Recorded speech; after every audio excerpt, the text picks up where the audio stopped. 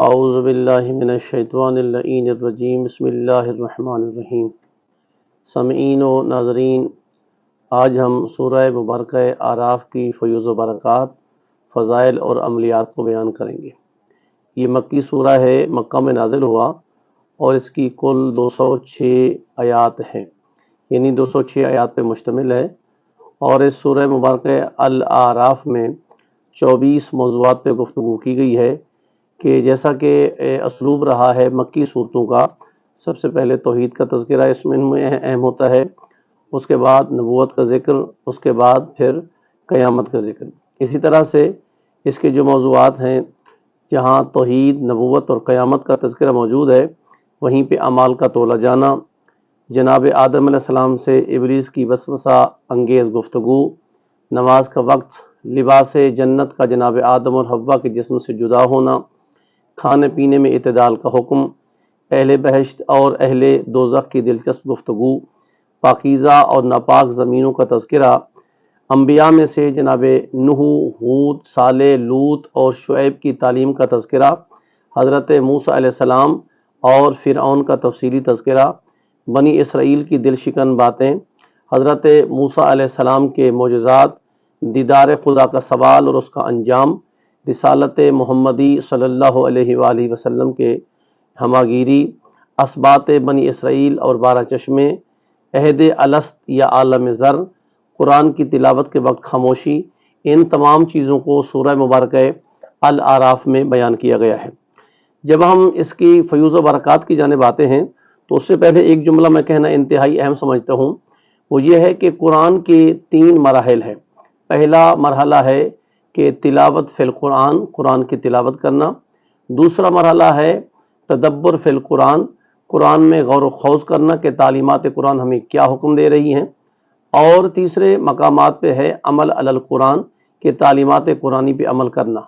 تو ان تینوں مراتب کا جو ہے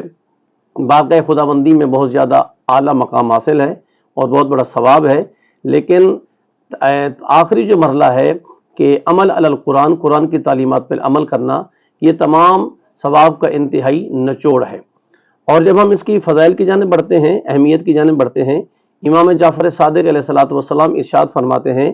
کہ جو شخص مہینے میں کم از کم 1 مرتبہ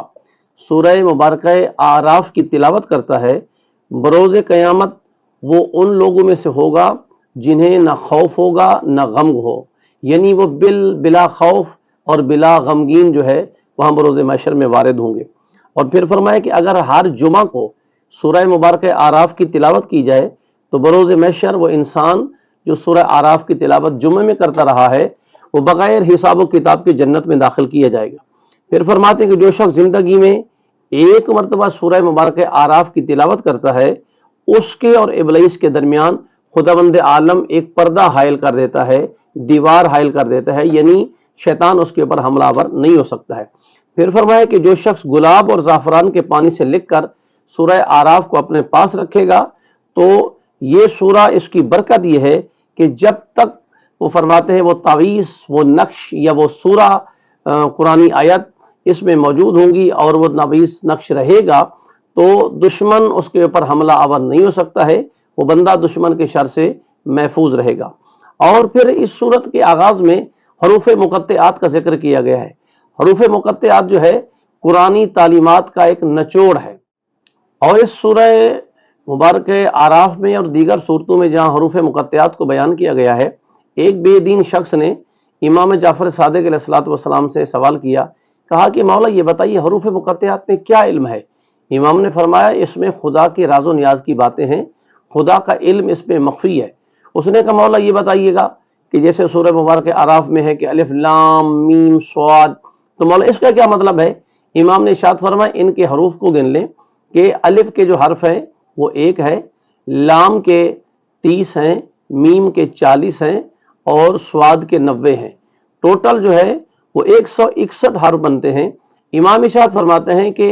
اے انسان، جو تیرا خاندان بنی امیہ کا ہے، 161 سال گزریں گے اور تمہارے خاندان کی حکومت ختم ہو جائے گی۔ تو اس میں جتنے الف لام را ہے، الف لام میم صاد ہے، اور ان کی ایک تختی علماء نے بنائی ہے، اور اس تختی میں ایک بہترین گفتگو کی ہے کہ اگر حروف مقطعات کو جمع کیا جائے اور حرف مقرر کو ہٹا دیا جائے تو ایک تحریر بنتی ہے، اور جس کو ایسے پڑھا جاتا ہے کہ صراط علی نمسکہ، کہ علی کا وہ راستہ جس سے متمسک رہا جائے، تو اس میں موجود ہے۔ اور جہاں تک پھر ہم عملیات کی جانب آتے ہیں، فرماتے ہیں جو شخص سورہ اعراف کو 3 مرتبہ پڑھ کر اپنے اوپر دم کرے، جب وہ کسی حاکم جابر ظالم کے پاس پہنچے گا تو وہ جابر حاکم اس کے اوپر مہربان ہو جائے گا۔ پھر فرمایا کہ اگر اس کو نقش کو لکھ کر اپنے پاس رکھے تو اس شخص کو ہمیشہ امن و امان رہے گی، اور وہ دنیا کے تمام دکھوں سے امان میں رہے گا۔